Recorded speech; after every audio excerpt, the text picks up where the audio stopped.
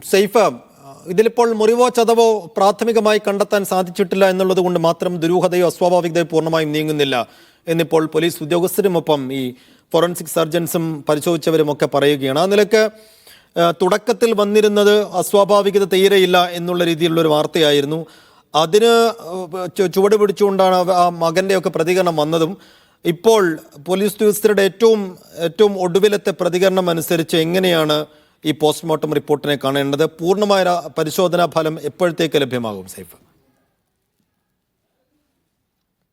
സൈഫുദ്ദീൻ, 2 ആഴ്ചയെങ്കിലും എടുക്കും പൂർണ്ണമായ പരിശോധനാ ഫലം വരാൻ വേണ്ടി. ഇപ്പോൾ ആദ്യം വന്ന ചില വാർത്തകളുടെ അടിസ്ഥാനത്തിലാണ് ഇപ്പോൾ ഇതുവരെ നമ്മൾ കാണാതിരുന്ന 2 ദിവസം മുമ്പ് അവിടെ കണ്ട VSDPയുടെ പ്രവർത്തകർ, വിശ്വ ഹിന്ദു പരിഷത്തിന്റെ പ്രവർത്തകർ 2 ദിവസം മുമ്പ് ഇതിനെ വേറൊരു മേഖലയിലേക്ക് കൊണ്ടുപോയി ഒരു വർഗീയ സ്വഭാവം ഉണ്ടാക്കിയെടുക്കാൻ ഈ പറയുന്ന ആൾക്കാരൊക്കെ തന്നെയാണ് ഉണ്ടായിരുന്നത്. പക്ഷെ പിന്നീട് ഹൈക്കോടതി ഇടപെട്ട് ഇന്ന് ഏതാണ്ട് 11 മണി വരെ ഞാനവിടെ ഉണ്ടായിരുന്നു, ഗോപാൽ അവിടെ ഉണ്ടായിരുന്നു. ഗോപാൽ ഇപ്പോഴും അവിടെയുണ്ട്. ഈ പറയുന്ന ഒരു മനുഷ്യനെ അവിടെ എങ്ങും ആരും കണ്ടിട്ടില്ല.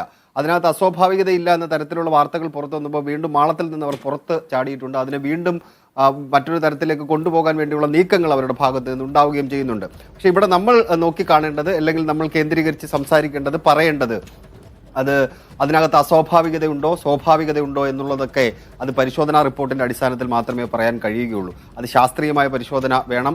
ആ പരിശോധന പൂർത്തീകരിച്ച് അതിന്റെ റിസൾട്ട് വരാൻ വേണ്ടി 2 ആഴ്ച കാലം എന്തായാലും എടുക്കും. അതിനുശേഷം മാത്രമേ ഈ മരണം എങ്ങനെയാണ് സംഭവിച്ചത് എന്ന കാര്യത്തിൽ ഒരു വ്യക്തത ഉണ്ടാവുകയുള്ളൂ. ഒരു പ്രാഥമിക റിപ്പോർട്ട് പോലീസിന്റെ ഭാഗത്ത് നിന്ന് ഉണ്ടായിട്ടുണ്ടാവാം. സ്വാഭാവികമായിട്ടും ഒരു പ്രാഥമിക പരിശോധനാ റിപ്പോർട്ട് ഉണ്ടായിട്ടുണ്ടാവാം.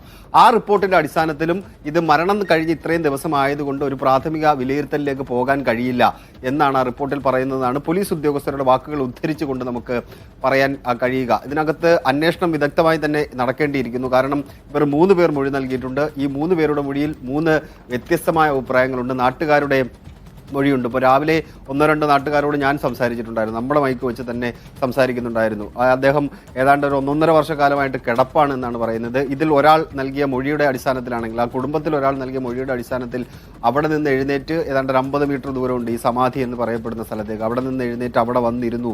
ഈ ഗോപൻ എന്ന് പറയുന്നയാൾ അവിടെ വന്നിരുന്നു. അതിനുശേഷം സമാധിയായെന്നാണ് പറയുന്നത്. പക്ഷെ കിടക്കുന്നയാൾ എങ്ങനെ എഴുന്നേറ്റ് വരും എന്നുള്ള ചോദ്യം നിലനിൽക്കുന്നുണ്ട്. അങ്ങനെ മൊഴിയിലെ വൈരുദ്ധ്യം പരിശോധിക്കേണ്ടിയിരിക്കുന്നു. അതിനൊപ്പം തന്നെ ശാസ്ത്രീയ പരിശോധനാ ഫലം കണ്ടെത്തേണ്ടിയിരിക്കുന്നു. അതുകൊണ്ട് നിലവിൽ നമുക്ക് പറയാൻ കഴിയുക, ഇതിനകത്ത് സ്വാഭാവിക മരണം എന്ന് പറയുന്നത് വസ്തുതാപരമായി തെറ്റാണ്. പോലീസ് ഇപ്പോൾ പറഞ്ഞത്, ഫോറൻസിക് ഡോക്ടർമാർ പറയുന്നത് അതിനെ വിശ്വാസത്തിലെടുക്കേണ്ടിയിരിക്കുന്നു. കാരണം 3 തരത്തിലുള്ള പരിശോധന പൂർത്തിയായാൽ മാത്രമേ സ്വാഭാവികതയാണോ അസ്വാഭാവികതയാണോ ഈ മരണത്തിൽ ഉണ്ടായത് എന്ന കാര്യത്തിൽ ഒരു വ്യക്തത ഉണ്ടാവുകയുള്ളൂ. എന്തായാലും മരണം വലിയ ചടങ്ങാക്കി മാറ്റാൻ, അതിന്റെ ശവസംസ്കാര ചടങ്ങ് വലിയ ചടങ്ങാക്കി മാറ്റാൻ വേണ്ടിയുള്ള നീക്കങ്ങൾ VSDPയുടെയും അതുപോലെ തന്നെ വിശ്വ ഹിന്ദു പരിഷത്തിന്റെ ഭാഗത്തു നിന്നുണ്ടാകുന്നു. VSDP BJPയുമായി കേന്ദ്രീകരിച്ച് അവരോട് സഹകരിച്ച് പ്രവർത്തിക്കുന്ന പ്രസ്ഥാനമായിരുന്നു. കുറച്ച് ദിവസങ്ങൾക്ക് മുമ്പ് ചില തെറ്റലുകളൊക്കെ ഉണ്ടായിട്ടുണ്ട്. പക്ഷേ BJPയുമായി ബന്ധപ്പെട്ട് ചേർന്ന് പ്രവർത്തിക്കുന്ന പ്രസ്ഥാനം തന്നെയാണ് VSDP എന്നുള്ളതാണ് മറ്റൊരു പ്രധാനപ്പെട്ട കാര്യം. അതുകൊണ്ട് ഇതിനെ മറ്റൊരു തരത്തിലേക്ക് ഇനി അവർ കൊണ്ടുപോകാൻ വേണ്ടി ശ്രമിക്കുന്നു എന്നുള്ളത് കാത്തിരുന്ന് കാണണം. എന്തായാലും നാളത്തെ ശവസംസ്കാര ചടങ്ങ് വലിയ പരിപാടിയാക്കി മാറ്റാൻ വേണ്ടി അവർ നീക്കം നടത്തുന്നുണ്ട്.